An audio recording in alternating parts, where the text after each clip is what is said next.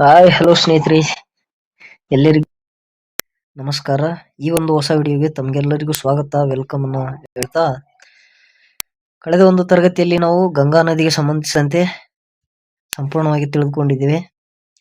ನೀವು ಯಾರು ಇನ್ನೂ ಆ ಒಂದು ವಿಡಿಯೋವನ್ನು ನೋಡಿಲ್ಲ, ನಮ್ಮ ಚಾನಲ್ಗೆ ವಿಸಿಟ್ ಮಾಡಿ ಆ ಒಂದು ವಿಡಿಯೋವನ್ನು ನೀವು ನೋಡಿ ಸದುಪಯೋಗವನ್ನು ಪಡೆದುಕೊಳ್ಳಿ ಅಂತ ಹೇಳ್ತಾ, ಈ ಒಂದು ವಿಡಿಯೋದಲ್ಲಿ ನಾವು ಪರಿಸರ ಚಳುವಳಿಗಳು ಅಂದ್ರೆ ಭಾರತ ಸ್ವಾತಂತ್ರ್ಯಕ್ಕಿಂತ ಪೂರ್ವದಲ್ಲಿ ನಡೆದಂತ ಮತ್ತು ಸ್ವಾತಂತ್ರ್ಯದ ನಂತರ ನಡೆದಂತ ಪರಿಸರಕ್ಕೆ ಸಂಬಂಧಿಸಿದಂತ ಚಳುವಳಿಗಳ ಕುರಿತಾಗಿ ಈ ಒಂದು ವಿಡಿಯೋದಲ್ಲಿ ಸಂಪೂರ್ಣವಾಗಿ ತಿಳಿದುಕೊಳ್ತಾ ಹೋಗೋಣ.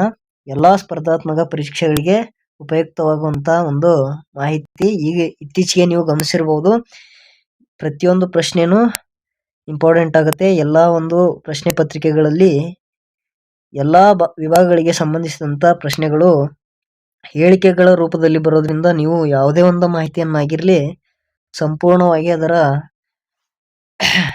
ಬಗ್ಗೆ ಮಾಹಿತಿಯನ್ನ ತಿಳಿದುಕೊಳ್ಬೇಕಾಗತ್ತೆ. ಆಗ ಮಾತ್ರ ನೀವು ಉತ್ತರಿಸಲು ಸಾಧ್ಯವಾಗುತ್ತೆ. ಹಾಗಾಗಿ ತಾವು ಇನ್ನೂ ನಮ್ಮ ಚಾನಲ್ ಅನ್ನ ಸಬ್ಸ್ಕ್ರೈಬ್ ಮಾಡ್ಕೊಂಡಿಲ್ಲ ಅಂದ್ರೆ ಸಬ್ಸ್ಕ್ರೈಬ್ ಅನ್ನು ಮಾಡ್ಕೊಳ್ಳಿ. ನಿಮ್ಮ ಸ್ನೇಹಿತರಿಗೂ ಕೂಡ ಈ ಒಂದು ವಿಡಿಯೋವನ್ನ ಶೇರ್ ಮಾಡಿ, ಅವರು ಕೂಡ ಈ ಒಂದು ವಿಡಿಯೋದಿಂದ ಸದುಪಯೋಗವನ್ನು ಪಡೆದುಕೊಳ್ಳಿ ಅಂತ ಹೇಳ್ತಾ, ತಡ ಮಾಡೋದು ಬೇಡ, ಈ ಒಂದು ವಿಡಿಯೋನ ಸ್ಟಾರ್ಟ್ ಮಾಡ್ತಾ ಹೋಗೋಣ. ಮೊದಲನೇದಾಗಿ ಬಿಷ್ಣೋಯಿ ಚಳುವಳಿ ನೋಡಿ. ಬಿಷ್ಣೋಯಿ ಚಳುವಳಿಗೆ ಸಂಬಂಧಪಟ್ಟಂತೆ ಬಿಷ್ಣೋಯಿ ಚಳುವಳಿ 18ನೇ ಶತಮಾನದಲ್ಲಿ ಪ್ರಾರಂಭ ಆಗುತ್ತೆ. ಇನ್ನು ಸ್ಥಳವನ್ನ ನೋಡೋದಾದ್ರೆ ಮಾರ್ವಾರ ಮತ್ತು ಕೇಜರ್ಲಿ ಅಂತ ರಾಜಸ್ಥಾನದಲ್ಲಿ ಬರುವಂತಹ ಮಾರ್ವಾರ ಮತ್ತು ಕೇಜರ್ಲಿ ಅನ್ನುವಂತ ಸ್ಥಳಗಳಲ್ಲಿ ಈ ಒಂದು ಚಳುವಳಿ ಪ್ರಾರಂಭವಾಗ್ತಾ ಹೋಗುತ್ತೆ. ಈ ಒಂದು ಚಳುವಳಿಯ ನೇತೃತ್ವವನ್ನ ಅಮೃತಾ ದೇವಿ ಅನ್ನುವಂಥವರು ವಹಿಸಿರ್ತಾರೆ. ನೋಡಿ, ಅವಧಿ 18ನೇ ಶತಮಾನದಲ್ಲಿ ಪ್ರಾರಂಭ ಆಯಿತು. ಸ್ಥಳ ರಾಜಸ್ಥಾನದ ಮಾರ್ವಾರ ಮತ್ತು ಕೇಜರ್ಲಿ. ಅದರ ನೇತೃತ್ವವನ್ನು ವಹಿಸಿದವರು ಅಮೃತಾ ದೇವಿ. ಬನ್ನಿ ಅದರ ಹಿನ್ನೆಲೆಯನ್ನ ತಿಳಿದುಕೊಳ್ಳೋಣ. ಹಿನ್ನೆಲೆ: ಜೋಧ್ಪುರದ ರಾಜ ಅಭಯ್ ಸಿಂಗ್ 1730ರ ದಶಕದಲ್ಲಿ ತನ್ನ ಹೊಸ ಅರಮನೆಯನ್ನ ನಿರ್ಮಿಸುವಾಗ ಕೇಜರ್ಲಿ ಗ್ರಾಮದಲ್ಲಿ ಮರಗಳನ್ನ ಕಡಿಯಲು ತನ್ನ ಸೈನಿಕರಿಗೆ ಆದೇಶಿಸಿದ್ದನು. ನೋಡಿ, ಜೋಧ್ಪುರದಲ್ಲಿ ರಾಜ ಇರ್ತಾನೆ, ಅಭಯ್ ಸಿಂಗ್ ಅನ್ನುವಂತ ರಾಜ.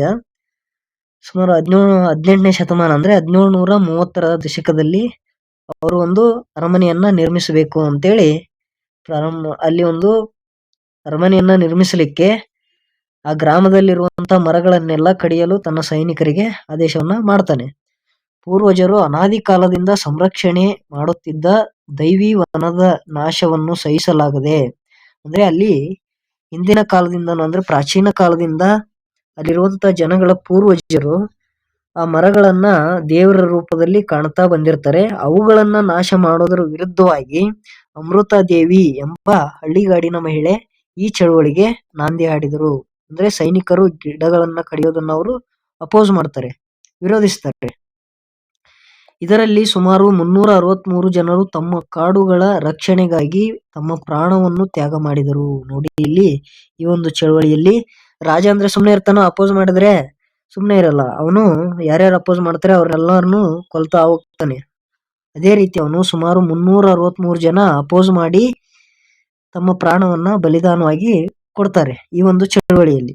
ಈ ಘಟನೆಯ ಮಾಹಿತಿಯನ್ನು ಪಡೆದ ರಾಜ ಸ್ಥಳಕ್ಕೆ ಧಾವಿಸಿ ಬಿಷ್ಣೋಯಿ ಜನಾಂಗಕ್ಕೆ ಕ್ಷಮೆ ಯಾಚಿಸಿ, ನಂತರ ಅವನ ತಪ್ಪಿನ ಅರಿವಾಗುತ್ತೆ ರಾಜನಿಗೆ. ಹೋಗಿ ಸ್ಥಳಕ್ಕೆ ಭೇಟಿ ನೀಡಿ ಆ ಬಿಷ್ಣೋಯಿ ಜನಾಂಗದಲ್ಲಿ ಕ್ಷಮೆಯನ್ನ ಕೇಳ್ತಾನೆ. ಮರ ಕಡಿತವನ್ನು ನಿಲ್ಲಿಸಲು ಸೈನಿಕರಿಗೆ ಆಜ್ಞಾಪಿಸಿದನು. ತದನಂತರ ಮಹಾರಾಜರು ಬಿಷ್ಣೋಯಿ ರಾಜ್ಯವನ್ನು ಸಂರಕ್ಷಿತ ಪ್ರದೇಶ ಅಂತ ಘೋಷಣೆ ಕೂಡ ಮಾಡ್ತಾರೆ. ಇದಿಷ್ಟು ಬಿಷ್ಣೋಯಿ ಚಳುವಳಿಗೆ ಸಂಬಂಧಪಟ್ಟಂತೆ. ಮುಂದೆ ಚಿಪ್ಕೋ ಚಳುವಳಿ ನೋಡಿ. ಯಾವುದೇ ಒಂದು ಚಳುವಳಿಗೆ ಸಂಬಂಧಪಟ್ಟಂತೆ ಅದರ ಅವಧಿ ಗೊತ್ತಿರಬೇಕು, ಸ್ಥಳ, ನೇತೃತ್ವ ಮತ್ತು ಅದರ ಹಿನ್ನೆಲೆ, ಅದರಿಂದ ಆದಂತ ಪರಿಣಾಮಗಳು, ಇದಿಷ್ಟು ನಾವು ಓದ್ತಾ ಹೋಗ್ಬೇಕಾಗತ್ತೆ. ಚಿಪ್ಕೋ ಚಳುವಳಿ 1973ರಲ್ಲಿ ಪ್ರಾರಂಭ ಆಗುತ್ತೆ. ಸ್ಥಳ ಉತ್ತರಾಖಂಡ್ ರಾಜ್ಯದ ಚಮೋಲಿ ಮತ್ತು ಗರ್ವಾಲ್ ಜಿಲ್ಲೆಗಳಲ್ಲಿ ಇದು ಪ್ರಾರಂಭ ಆಗುತ್ತೆ. ಇನ್ನು ಇದರ ನೇತೃತ್ವವನ್ನು ವಹಿಸಿದವರು ಸುಂದರ್ಲಾಲ್ ಬಹುಗುಣ ಅವರು. ಈ ಚಳುವಳಿಯಲ್ಲಿ ಭಾಗವಹಿಸಿದಂತ ಇತರೆ ನಾಯಕರು ಯಾರು ಅಂದ್ರೆ ಚಾಂದಿ ಪ್ರಸಾದ್ ಭಟ್, ಗೋವಿಂದ್ ಸಿಂಗ್ ರಾವತ್ ಮತ್ತು ಗೌರಾದೇವಿ ಅನ್ನುವಂತ ಮಹಿಳೆ ಈ ಒಂದು ಚಳುವಳಿಯಲ್ಲಿ ಪ್ರಮುಖ ಪಾತ್ರವನ್ನು ವಹಿಸಿರುವಂತ ನಾಯಕರು. ಈ ಒಂದು ಚಳುವಳಿ ಪ್ರಾರಂಭವಾಗಲಿಕ್ಕೆ ಕಾರಣ ಏನು, ಅದರ ಹಿನ್ನೆಲೆಯನ್ನು ನೋಡೋದಾದ್ರೆ 1970ರ ದಶಕದಲ್ಲಿ ಉತ್ತರಾಖಂಡದ ಚಾಮೋಲಿಯಲ್ಲಿ ಸರ್ಕಾರದಿಂದ ಹೊರಗುತ್ತಿಗೆ ಪಡೆದ ಗುತ್ತಿಗೆದಾರರು ದೊಡ್ಡ ಸಂಖ್ಯೆಯಲ್ಲಿ ಮರಗಳನ್ನು ಕಡಿದು ವಾಣಿಜ್ಯ ಚಟುವಟಿಕೆ ನಡೆಸುತ್ತಿದ್ದರು. ನೋಡಿ, ಸರ್ಕಾರದಿಂದ ಹೊರಗುತ್ತಿಗೆ ಪಡೆದಂತ ಗುತ್ತಿಗೆದಾರರು ಏನ್ ಮಾಡ್ತಾರೆ, ಅಲ್ಲಿ ಉತ್ತರಾಖಂಡ ರಾಜ್ಯದ ಚಮೋಲಿ ಅನ್ನುವಂತ ಸ್ಥಳದಲ್ಲಿರುವಂತಹ ಮರಗಳನ್ನ ಕಡಿದು ವಾಣಿಜ್ಯ ಚಟುವಟಿಕೆ ಅಂದ್ರ ಖಾಸಗಿ ಚಟುವಟಿಕೆಗಳನ್ನ ನಡೆಸ್ತಿರ್ತಾರೆ. ಹಿಮಾಲಯದ ಹಳ್ಳಿಗಳಾದ ರೇನಿ ಮತ್ತು ಮಂಡಲ್ನ ಮಹಿಳೆಯರು ಮರಗಳನ್ನು ಅಪ್ಪಿಕೊಳ್ಳುವುದರ ಮೂಲಕ ವಾಣಿಜ್ಯ ಚಟುವಟಿಕೆಗೆ ಕಡಿಯುತ್ತಿದ್ದ ಮರಗಳನ್ನ ರಕ್ಷಿಸಲು ಪ್ರಾರಂಭಿಸಿದರು. ಹಾಗಾಗಿ ಚಿಪ್ಕೋ ಎಂಬ ಪದ ಬಳಕೆಗೆ ಬಂತು. ನೋಡಿ, ಹಿಮಾಲಯದ ಹಳ್ಳಿಗಳಾದ ರೇನಿ ಮತ್ತು ಮಂಡಲ್ನ ಮಹಿಳೆಯರು, ಇಲ್ಲಿ ಈ ಒಂದು ಚಳುವಳಿಗೆ ಚಿಪ್ಕೋ ಚಳುವಳಿ ಅಂತ ಹೆಸರು ಯಾಕೆ ಬಂತು ಅಂದ್ರೆ, ಚಿಪ್ಕೋ ಅಂದ್ರೆ ಕನ್ನಡದಲ್ಲಿ ಅಪ್ಪಿಕೋ ಅಂತ ಅರ್ಥ, ಮರಗಳನ್ನ ಅಪ್ಪಿಕೊಳ್ಳೋದು. ಆ ಹೆಸರು ಯಾಕೆ ಬಂತು ಅಂತ ನೋಡೋದಾದ್ರೆ, ರೇನಿ ಮತ್ತು ಮಂಡಲ್ನ ಅಲ್ಲಿ ಹಳ್ಳಿಗಳಲ್ಲಿರುವಂತ ಮಹಿಳೆಯರು ಮರಗಳನ್ನ ಅಪ್ಪಿಕೊಳ್ಳುವುದರ ಮೂಲಕ, ಈಗ ಮರಗಳನ್ನ ಕಡಿಯೋಕ್ ಬಂದಾಗ ಅವುಗಳನ್ನ ಅಪ್ಪಿಕೊಳ್ಳೋದು, ಓಡಿ ಹೋಗಿ ಅಪ್ಪಿಕೊಂಡು ಮೊದಲು ನಮ್ಮನ್ನ ಇದು ಮಾಡಿ ಆಮೇಲೆ ನಂತರ ಮರಗಳನ್ನ ಕಡೀರಿ ಅಂತ ಹೋಗಿ ಮರಗಳನ್ನ ಅಪ್ಪಿಕೊಳ್ತಾ ಇದ್ರು. ಈ ಒಂದು ಚಟುವಟಿಕೆಯಿಂದ ಈ ಒಂದು ಚಳುವಳಿಗೆ ಚಿಪ್ಕೋ ಅನ್ನುವಂತ ಹೆಸರು ಬಂತು. ಚಿಪ್ಕೋ ಎಂದರೆ ಅಪ್ಪಿಕೋ ಎಂದರ್ಥ. ಚಂಡಿ ಪ್ರಸಾದ್ ಭಟ್ ದಾಶೋಲಿ ಗ್ರಾಮ ಸ್ವರಾಜ್ ಮಂಡಲ್ ಸ್ಥಾಪಿಸಿ ಹೋರಾಟಕ್ಕೆ ಬೆಂಬಲ ನೀಡಿದರು. ಚಂಡಿ ಪ್ರಸಾದ್ ಭಟ್ ಅನ್ನುವಂಥವ್ರು ದಾಶೋಲಿ ಗ್ರಾಮ ಸ್ವರಾಜ್ಯ ಮಂಡಳ ಅನ್ನುವಂತ ಒಂದು ಸಂಸ್ಥೆಯನ್ನ ಸ್ಥಾಪಿಸ್ತಾರೆ, ಇದು ಒಂದು ಹೋರಾಟಕ್ಕೆ ಸಂಬಂಧಪಟ್ಟಂತೆ. ನಂತರ ಸುಂದರ್ಲಾಲ್ ಬಹುಗುಣ ಜನರಲ್ಲಿ ಪರಿಸರದ ಬಗ್ಗೆ ಅರಿವು ಮೂಡಿಸಿ ಈ ಚಳವಳಿಯನ್ನು ಯಶಸ್ವಿಗೊಳಿಸಿದರು. ಈ ಚಳವಳಿಯನ್ನ ಯಶಸ್ವಿಗೊಳಿಸಿದವರಲ್ಲಿ ಪ್ರಮುಖರು ಸುಂದರ್ಲಾಲ್ ಬಹುಗುಣರವರಾಗಿರ್ತಾರೆ. ಆದ್ದರಿಂದ ಇದರ ಒಂದು ನಾಯಕತ್ವವನ್ನು ವಹಿಸಿದವರು ಸುಂದರ್ಲಾಲ್ ಬಹುಗುಣ ಅವರು. ನಂತರ ಗೌರಾದೇವಿ ಈ ಚಳವಳಿಗೆ ಮುಖ್ಯ ಕೇಂದ್ರ ಬಿಂದು. ಇವರು ಹಲವಾರು ಮಹಿಳೆಯರಿಗೆ ಪ್ರೇರೇಪಿಸಿದರು. ಹೀಗೆ ಮರಗಳನ್ನು ಅಪ್ಪಿಕೊಳ್ಳುವುದರ ಮೂಲಕ ಚಳುವಳಿಯನ್ನ ಯಶಸ್ವಿಗೊಳಿಸ್ತಾರೆ. ಇದಿಷ್ಟು ಅಪ್ಪಿಕೋ ಅಥವಾ ಚಿಪ್ಕೋ ಚಳುವಳಿಗೆ ಸಂಬಂಧಿಸಿದಂತ ಮಾಹಿತಿ. 1973ರಲ್ಲಿ ಪ್ರಾರಂಭವಾಯಿತು. ಉತ್ತರಾಖಂಡ್ ರಾಜ್ಯದ ಚಮೋಲಿ ಮತ್ತು ಗರ್ವಾಲ್ ಅನ್ನುವಂತ ಸ್ಥಳಗಳಲ್ಲಿ ಈ ಒಂದು ಚಳುವಳಿ ನಡೀತು. ಇದರ ನೇತೃತ್ವವನ್ನು ವಹಿಸಿದಂತವರು ಸುಂದರ್ಲಾಲ್ ಬಹುಗುಣ, ಚಾಂಡಿ ಪ್ರಸಾದ್ ಭಟ್ ಮತ್ತು ಗೌರಿದೇವಿ ಅನ್ನುವಂಥವ್ರು. ನಂತರ ಸೈಲೆಂಟ್ ವ್ಯಾಲಿ ಚಳುವಳಿ, ಇದು ಕೇರಳದಲ್ಲಿ ಕಂಡು ಬರುತ್ತೆ ಮುಖ್ಯವಾಗಿ. ನೋಡಿ, ಅವಧಿಯನ್ನ ನೋಡೋದಾದ್ರೆ 1973, ಇದು ಕೂಡ ಸ್ಥಳ ಕೇರಳದ ಪಲಕ್ಕಾಡ್ ಜಿಲ್ಲೆ.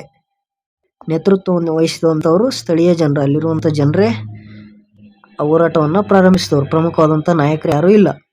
1973ರಲ್ಲಿ ಈ ಆಂದೋಲನವನ್ನು ಮೊದಲು ಸ್ಥಳೀಯ ಜನರು ಪ್ರಾರಂಭಿಸಿದರು. ಕವಯತ್ರಿ ಸುಗತಾ ಕುಮಾರಿ ಪ್ರಮುಖ ಪಾತ್ರ ವಹಿಸಿದ್ದರು. ನಂತರ ಅದಕ್ಕೆ ಕವಯತ್ರಿಯಾದಂತಹ ಸುಗತಾ ಕುಮಾರಿ ಅವರು ಬಂದು ಅವರು ಕೂಡ ಅದೊಂದು ಪ್ರೋತ್ಸಾಹವನ್ನ ನೀಡ್ತಾರೆ. ಮತ್ತು ನಂತರ ಕೇರಳ ಶಾಸ್ತ್ರ ಸಾಹಿತ್ಯ ಪರಿಷತ್ತು ಕೂಡ ಈ ಒಂದು ಇದರಲ್ಲಿ ಚಳುವಳಿಯಲ್ಲಿ ಭಾಗವಹಿಸುತ್ತೆ. ಯಾಕೆ ಈ ಚಳುವಳಿ ಪ್ರಾರಂಭವಾಯಿತು ಅಂತ ಅದರ ಹಿನ್ನೆಲೆಯನ್ನು ನೋಡೋದಾದ್ರೆ, ಕೇರಳ ರಾಜ್ಯ ವಿದ್ಯುತ್ ನಿಗಮ ಸಂಸ್ಥೆ ಸೈಲೆಂಟ್ ವ್ಯಾಲಿಯ ಕುಂತಿಪುಜಾ ನದಿಯ ಮೇಲೆ ವಿದ್ಯುತ್ ಉತ್ಪಾದನೆಗಾಗಿ ಅಣೆಕಟ್ಟನ್ನು ನಿರ್ಮಿಸುವ ಪ್ರಸ್ತಾವನೆಯನ್ನ ಕೈಗೊಂಡಿತು. ನೋಡಿ, ಕೇರಳದಲ್ಲಿ ಸೈಲೆಂಟ್ ವ್ಯಾಲಿ ಕಂಡು ಬರುತ್ತೆ. ಆ ಒಂದು ವ್ಯಾಲಿಯ ಕುಂತಿಪುಜಾ ಅನ್ನುವಂತ ನದಿಯ ಮೇಲೆ ವಿದ್ಯುತ್ ಉತ್ಪಾದನೆಗಾಗಿ ಸರ್ಕಾರ ಅಣೆಕಟ್ಟನ್ನು ನಿರ್ಮಿಸಲಿಕ್ಕೆ ಒಂದು ಪ್ಲಾನ್ ಅನ್ನ ಮಾಡ್ಕೊಳ್ಳುತ್ತೆ. 1973ರ ಫೆಬ್ರವರಿಯಲ್ಲಿ ಯೋಜನಾ ಆಯೋಗ ಈ ಯೋಜನೆಗೆ ಅನುಮತಿಯನ್ನ ಸಹ ಸೂಚಿಸಿತು. ಯೋಜನಾ ಆಯೋಗ, ಈಗ ನಾವು ಪ್ರಸ್ತುತ ಇದನ್ನ ನೀತಿ ಆಯೋಗ ಅಂತ ಕರಿತಾ ಇದೀವಿ,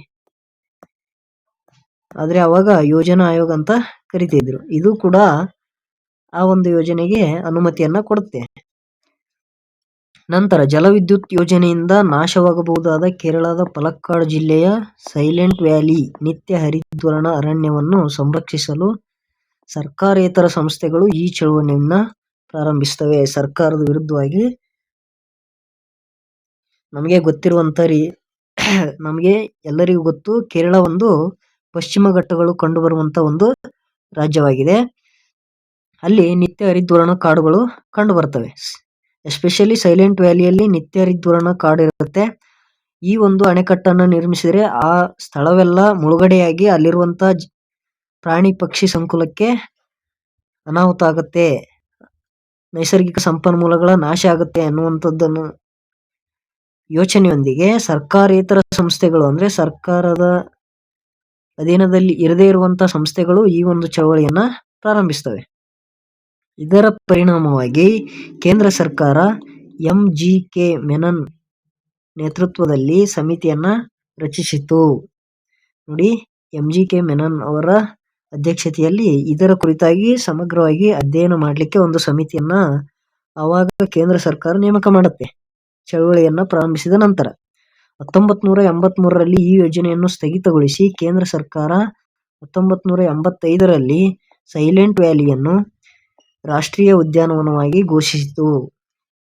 ನೋಡಿ, ಸುಮಾರು 10 ವರ್ಷಗಳ ನಂತರ ಆ ಯೋಜನೆಯನ್ನ ಸ್ಥಗಿತಗೊಳಿಸುತ್ತೆ ಕೇಂದ್ರ ಸರ್ಕಾರ. ಸ್ಟಾರ್ಟ್ ಆಗಿದ್ದು 1973ರಲ್ಲಿ, ಅದನ್ನ ಸ್ಥಗಿತಗೊಳಿಸಿದ್ದು 83ರಲ್ಲಿ. ನಂತರ 1985ರಲ್ಲಿ ಈ ಸೈಲೆಂಟ್ ವ್ಯಾಲಿಯನ್ನ ರಾಷ್ಟ್ರೀಯ ಉದ್ಯಾನವನ ಅಂತ ಕೇಂದ್ರ ಸರ್ಕಾರ ಘೋಷಣೆ ಮಾಡುತ್ತೆ. ಅಲ್ಲಿಗೆ ಈ ಚಳವಳಿ ಕೂಡ ಯಶಸ್ವಿಯಾಗುತ್ತೆ. ಇದಿಷ್ಟು ಈ ಒಂದು ಚಳವಳಿಗೆ ಸಂಬಂಧಪಟ್ಟಂತ, ಸೈಲೆಂಟ್ ವ್ಯಾಲಿ ಚಳವಳಿಗೆ ಸಂಬಂಧಪಟ್ಟಂತ ಮಾಹಿತಿ. ನಂತರ ಮುಂದಿನದನ್ನ ನೋಡೋದಾದ್ರೆ ಜಂಗಲ್ ಬಚಾವೋ ಆಂದೋಲನ. ಇದರ ಅವಧಿ ಬಂದ್ಬಿಟ್ಟು 1982. ಸ್ಥಳ ಜಾರ್ಖಂಡ್ ಜಿಲ್ಲೆಯ ಸಿಂಗ್ಭೂಮ್ ಜಿಲ್ಲೆ. ನೇತೃತ್ವವನ್ನು ವಹಿಸಿದಂತವರು ಸಿಂಗ್ಭೂಮ್ನ ಆದಿವಾಸಿಗಳು ಈ ಒಂದು ಚಳವಳಿಯನ್ನ ಪ್ರಾರಂಭಿಸ್ತಾರೆ. ನೋಡಿ, ಈ ಒಂದು ಚಳವಳಿ ಯಾಕೆ ಆರಂಭ ಆಯ್ತು ಅಂತ ನೋಡೋದಾದ್ರೆ,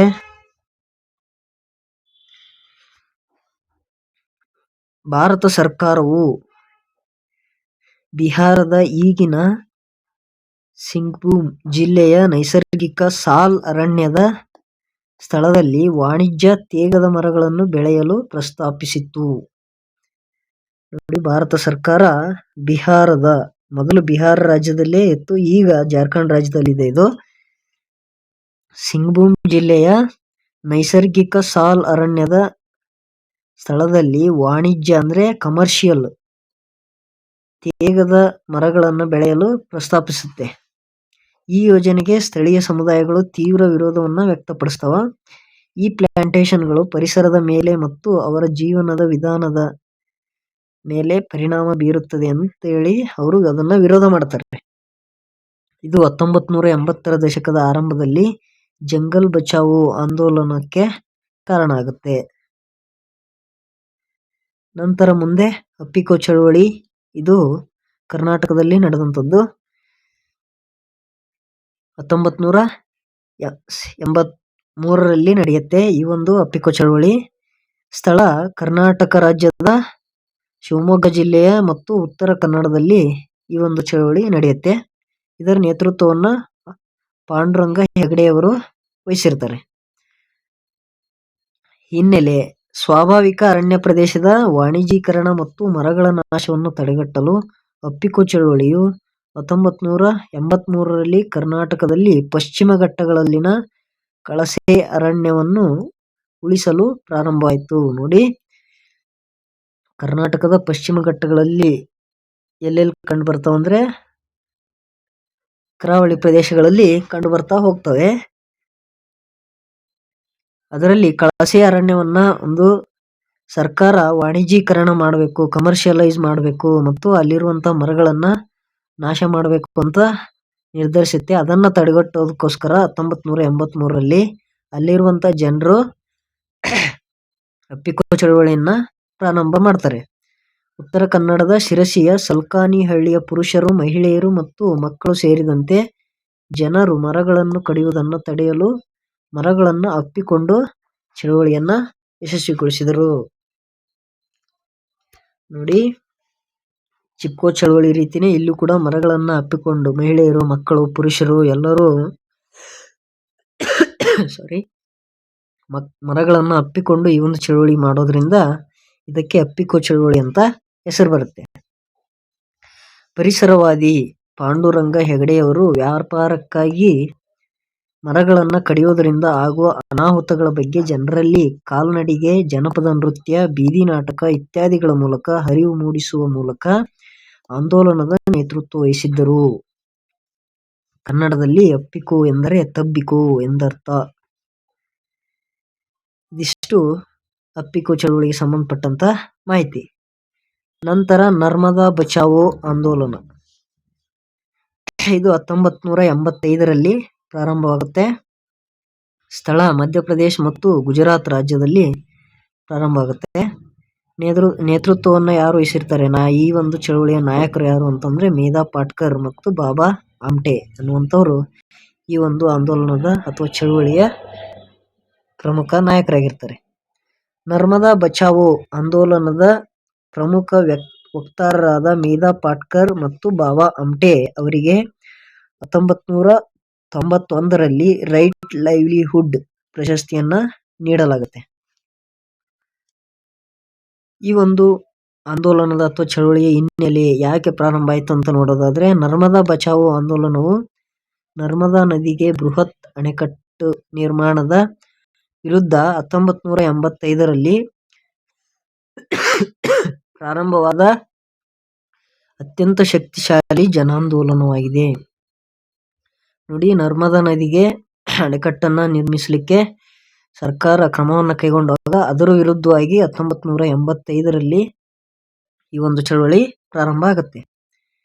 ನರ್ಮದಾ ಅಣೆಕಟ್ಟು ಯೋಜನೆಯ ಪ್ರಕಾರ ನದಿಯ ಉದ್ದಕ್ಕೂ 3000 ದೊಡ್ಡ ಮತ್ತು ಸಣ್ಣ ಅಣೆಕಟ್ಟುಗಳನ್ನು ನಿರ್ಮಿಸುವ ಯೋಜನೆ ಇದಾಗಿತ್ತು. ಟೋಟಲ್ 3000 ದೊಡ್ಡ ಮತ್ತು ಸಣ್ಣ ಅಣೆಕಟ್ಟನ್ನ ನಿರ್ಮಿಸುವಂತ ಯೋಜನೆಯನ್ನ ಸರ್ಕಾರ ಕೈಗೊಂಡಿರುತ್ತೆ.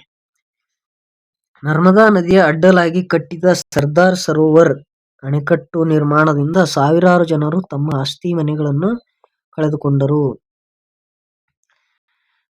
ನೋಡಿ, ನರ್ಮದಾ ನದಿಗೆ ಈ ನರ್ಮದಾ ಅಣೆಕಟ್ಟು ಕಟ್ಟೋಕ್ಕಿಂತ ಮುಂಚೆ ಸರ್ದಾರ್ ಸರೋವರ್ ಅಣೆಕಟ್ಟನ್ನು ಕಟ್ಟಿರ್ತಾರೆ. ಅದರ ನಿರ್ಮಾಣದಿಂದ ಅಲ್ಲಿ ಸಾವಿರಾರು ಜನರು ಆಸ್ತಿಗಳನ್ನ ಮನೆಗಳನ್ನೆಲ್ಲ ಕಳೆದುಕೊಂಡಿರ್ತಾರೆ. ಅದರಿಂದ ಜಾಗೃತಗೊಂಡಂತ ಜನರು ಈ ಒಂದು ನರ್ಮದಾ ನದಿ ಅಣೆಕಟ್ಟನ್ನ ಕಟ್ಟಲಿಕ್ಕೆ ವಿರೋಧ ಮಾಡ್ತಾರೆ, ಅಪೋಸ್ ಮಾಡ್ತಾರೆ. ಆದರೆ ಅವರಿಗೆ ಸರಿಯಾದ ಪುನರ್ವಸತಿ ಸೌಕರ್ಯವನ್ನು ಸರ್ಕಾರ ನೀಡಿರಲಿಲ್ಲ. ಎಂಬ ಕಾರಣದಿಂದ ಈ ಚಳವಳಿಯು ಆರಂಭಗೊಂಡಿತು. ಅಂದ್ರೆ ಸರ್ದಾರ್ ಸರೋವರ್ ಅಣೆಕಟ್ಟಲ್ಲಿ ಯಾರ್ಯಾರು ನಿರಾಶ್ರಿತರಿರ್ತಾರಲ್ಲ ಅವರಿಗೆ ಸರಿಯಾದಂತ ಪುನರ್ವಸತಿ ಸೌಕರ್ಯವನ್ನ ಸರ್ಕಾರ ನೀಡದೇ ಇರೋ ಕಾರಣಕ್ಕೆ ಈ ಒಂದು ಚಳವಳಿ ಪ್ರಾರಂಭ ಆಗುತ್ತೆ. 130 ಮೀಟರ್ನಿಂದ 90 ಮೀಟರ್ಗೆ ಅಣೆಕಟ್ಟಿನ ಎತ್ತರವನ್ನು ಇಳಿಸುವ ಬೇಡಿಕೆಯನ್ನು ಹೋರಾಟಗಾರರು ಇಟ್ಟರು. 2000ರಲ್ಲಿ ಸುಪ್ರೀಂ ಕೋರ್ಟ್ ನಿರ್ದೇಶನದಂತೆ ಇದರ ಎತ್ತರವನ್ನು 90 ಮೀಟರ್ಗೆ ಇಳಿಸಲಾಯಿತು. ಸಕ್ಸಸ್ ಕೂಡ, ಈ ಒಂದು ಚಳವಳಿ ಸಕ್ಸಸ್ ಕೂಡ ಆಗತ್ತೆ. ನಂತರ ಸೇವ್ ವೆಸ್ಟರ್ನ್ ಘಾಟ್ಸ್ ಅನ್ನುವಂತ ಒಂದು ಚಳವಳಿ, ಅಂದ್ರೆ ಪಶ್ಚಿಮ ಘಟ್ಟಗಳನ್ನ ಉಳಿಸಿ ಚಳವಳಿ. ಇದು 1988ರಲ್ಲಿ ನಡೆಯುತ್ತೆ. ಸ್ಥಳ ಹೆಸರಲ್ಲೇ ಇದೆ, ಪಶ್ಚಿಮ ಘಟ್ಟಗಳು, ವೆಸ್ಟರ್ನ್ ಘಾಟ್ಸ್. ನೇತೃತ್ವವನ್ನು ವಹಿಸಿದಂತವರು ಕೈಲಾಸ್ ಮಲ್ಹೋತ್ರಾ. ಇದರ ಹಿನ್ನೆಲೆಯನ್ನ ನೋಡೋದಾದ್ರೆ, ಬಯೋಡೈವರ್ಸಿಟಿ ಹಾಟ್ಸ್ಪಾಟ್ ಗಳಲ್ಲಿ ಒಂದಾದ ಪಶ್ಚಿಮ ಘಟ್ಟದ ಅರಣ್ಯ ಮತ್ತು ಸಸ್ಯವರ್ಗ ನಾಶವನ್ನು ತಡೆಗಟ್ಟಲು ಮತ್ತು ಅಭಿವೃದ್ಧಿ ಚಟುವಟಿಕೆಗಳನ್ನು ವಿವೇಚನಾನುಸಾರವಾಗಿ ಕೈಗೊಳ್ಳುವಂತೆ ಉತ್ತೇಜಿಸಲು ಈ ಚಳವಳಿಯು ಪ್ರಾರಂಭವಾಯಿತು. ಚಿಪ್ಕೋ ಚಳವಳಿಯಿಂದ ಪ್ರೇರಣೆಗೊಂಡ ಈ ಚಳವಳಿಯು 1987ರ ನವೆಂಬರ್ ನಿಂದ 1988ರ ಫೆಬ್ರವರಿವರೆಗೂ ಕಾಲ್ನಡಿಗೆ ಜಾಥಾವನ್ನು ಕೈಲಾಸ್ ಮಲ್ಹೋತ್ರಾರವರ ನೇತೃತ್ವದಲ್ಲಿ ನಡೆಸಲು ಯೋಜನೆ ರೂಪಿಸಲಾಯಿತು. ನೋಡಿ, ಈ ಒಂದು ಯೋಜನೆಗೆ ಸಂಬಂಧಪಟ್ಟಂತೆ ಕೈಲಾಸ್ ಮಲ್ಹೋತ್ರಾ ಅವರ ನೇತೃತ್ವದಲ್ಲಿ ಸುಮಾರು 4 ತಿಂಗಳ ಕಾಲ ಕಾಲ್ನಡಿಗೆ ಜಾಥಾವನ್ನು ಹಮ್ಮಿಕೊಂಡು ಪಶ್ಚಿಮ ಘಟ್ಟಗಳಲ್ಲಿ ಅಭಿವೃದ್ಧಿ ಚಟುವಟಿಕೆಗಳನ್ನ ಕೈಗೊಳ್ಳೋದ್ರಿಂದ ಆಗುವಂತ ಅನಾಹುತಗಳ ಬಗ್ಗೆ ಅವರು ಜನರಲ್ಲಿ ಜಾಗೃತಿಯನ್ನು ಮೂಡಿಸ್ತಾ ಹೋಗ್ತಾರೆ. ನಂತರ ನವೆಂಬರ್ 1987ರಲ್ಲಿ ಹವಾಮಾನ ಬದಲಾವಣೆ ಮತ್ತು ಪರಿಸರ ವಿಪತ್ತುಗಳ ಬಗ್ಗೆ ಜಾಗೃತಿ ಮೂಡಿಸಲು ಪರಿಸರವಾದಿಗಳು ಮತ್ತು ಸಮಾನ ಮನಸ್ಕ ನಾಗರಿಕರಿಂದ ಕೈಲಾಸ್ ಮಲ್ಹೋತ್ರಾರವರ ನೇತೃತ್ವದಲ್ಲಿ 100 ದಿನಗಳ ಕಾಲದ ಕಾಲ್ನಡಿಗೆಯ ಮೂಲಕ ಗೋವಾವನ್ನು ತಲುಪಿ ಅಲ್ಲಿ ಸಮಾವೇಶವನ್ನು ಕೈಗೊಳ್ಳುವ ಜಾಥಾವನ್ನು ಆಯೋಜಿಸಲಾಯಿತು. ಸುಮಾರು 100 ದಿನಗಳ ಕಾಲ ಈ ಒಂದು ಕಾಲ್ನಡಿಗೆಯನ್ನು ಮಾಡಿ ಅವರು ಜನರಲ್ಲಿ ಜಾಗೃತಿ ಮೂಡಿಸಿ ನಂತರ ಗೋವಾದಲ್ಲಿ ಒಂದು ಸಮಾವೇಶವನ್ನ ಆಯೋಜನೆ ಮಾಡಿರ್ತಾರೆ. ನಂತರ ಮುಂದೆ ತೆಹರಿ ಅಣೆಕಟ್ಟು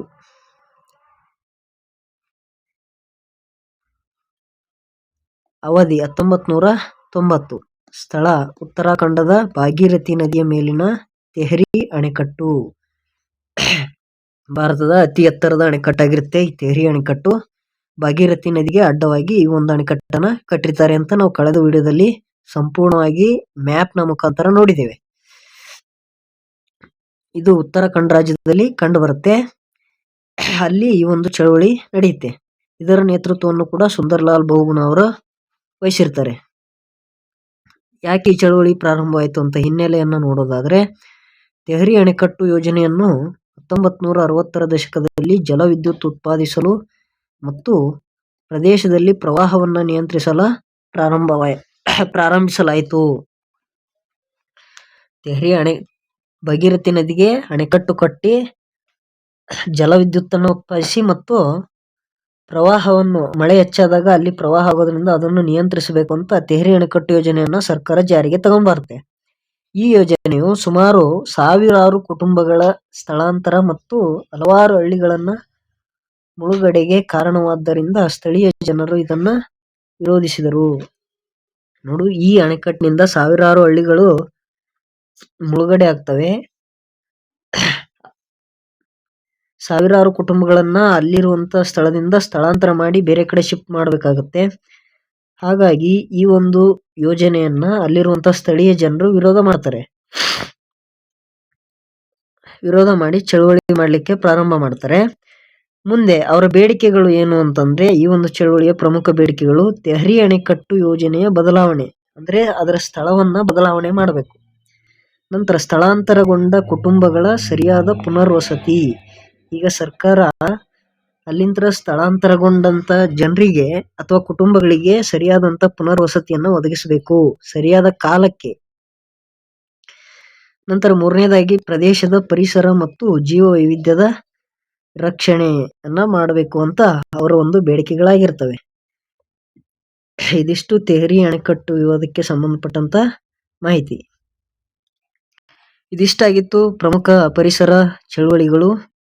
ಈ ಒಂದು ವಿಡಿಯೋ ನಿಮ್ಗೆ ಇಷ್ಟ ಆಗಿದ್ರೆ ಈ ಒಂದು ವಿಡಿಯೋಗೆ ಲೈಕ್ ಮಾಡಿ, ನಿಮ್ಮ ಫ್ರೆಂಡ್ಸ್ ಜೊತೆ ಕೂಡ ಈ ಒಂದು ವಿಡಿಯೋನ ಶೇರ್ ಮಾಡಿ ಅಂತ ಹೇಳ್ತಾ, ನಮ್ಮ ಚಾನಲ್ಗೆ ಸಬ್ಸ್ಕ್ರೈಬ್ ಆಗೋದನ್ನ ಮರಿಬೇಡಿ. ಓದ್ತಾ ಇರಿ. ಇನ್ನೇನು ಕೆಲವೇ ದಿನಗಳಲ್ಲಿ ನೇಮಕಾತಿಗಳು ಕೂಡ ಆರಂಭವಾಗ್ತವೆ. ಹಾಗಾಗಿ ಓದ್ತಾ ಇರಿ, ಸ್ಟಡಿ ಮಾಡ್ತಾ ಇರಿ ಅಂತ ಹೇಳ್ತಾ ಮುಂದಿನ ವಿಡಿಯೋದಲ್ಲಿ ಭೇಟಿ ಆಗೋಣ. ಅಲ್ಲಿವರೆಗೂ ನಮಸ್ಕಾರಗಳು.